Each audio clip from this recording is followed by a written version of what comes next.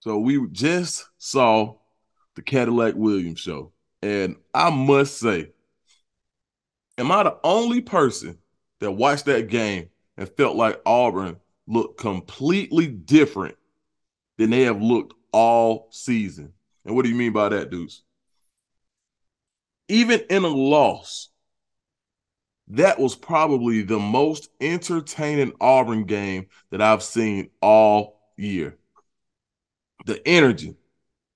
And I think anybody who watched that game, even when Auburn went down like 18 points or 21, something like that, whatever it was when they went down, you had that feeling that Auburn was never out of the game.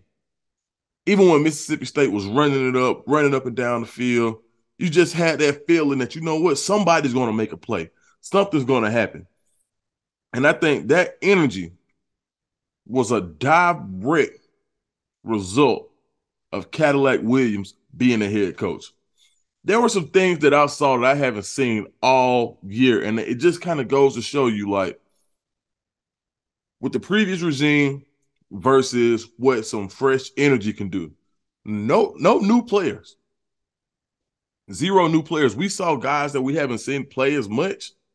Even some of the rotational pieces that you saw in the game this week, you know, you may not have seen before, and that may be due to some guys who, you know, may be entering the transfer portal. But just to see how that team came together, how they fought together, how they fought for Coach Cadillac, Coach Lack, how they fought for him, it was really good to see.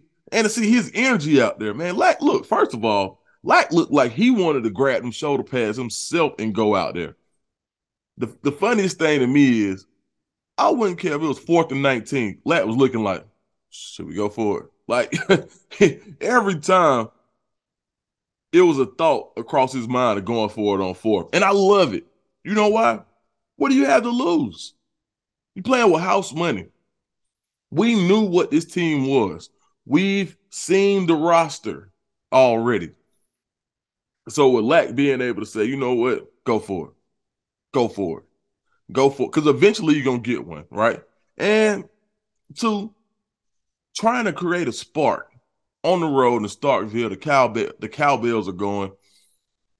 And, you know, you got to think, the man got the job on Monday and had to get these boys ready to play by Saturday in the game where they were under 14-point underdogs. 2 touchdown underdogs against Mississippi State. I think it ended up at 12 and a half. And just to see how that Auburn energy, the passion that he coached with. And I think the most telling portion of the whole game that I saw, and what made me kind of be like, damn, dog. Hey, Lack, all right. I like Lack in this role. And I can't say how long he should be in the role. I can't say if he's going to be a candidate. I think he should be. I think he should at least get an interview. But at the end of the day, even if just for the strength, on the strength of him taking this job on short notice and getting these boys ready to play, I think he should at least get an interview. But what I saw that made me say, dang, number 76, Jeremiah Wright, gets a really, really costly penalty, right? I think it moved Auburn out of field goal range or whatever, and it was a personal foul, unnecessary roughness, where he's blocking the whistle blows. He doesn't hear the whistle, and he finishes a guy off. Oh, he gets up, yeah, oh yeah, and everybody's looking around like, bro, you can't do that. You can't do that, bro. So, you know, but what he did was he finished off a block. And it was something that you haven't seen from Auburn's offensive line. It's one of those things where you want the aggression. You want somebody to be excited for finishing somebody off, especially along the offensive line, which has been like, I mean, the much maligned offensive line. I mean, it, like, basically, like, you go on Twitter, like, all you see is how bad the offensive line is. And the offensive line hasn't been great. So to see that type of play, that type of aggression, is one of those things where you want to see the guy in the moment, but you also want him to understand the gravity of the moment. Like, hey, you can't do that right now. So the guy comes off the field, 76 comes off the field. You know what? I see Lack.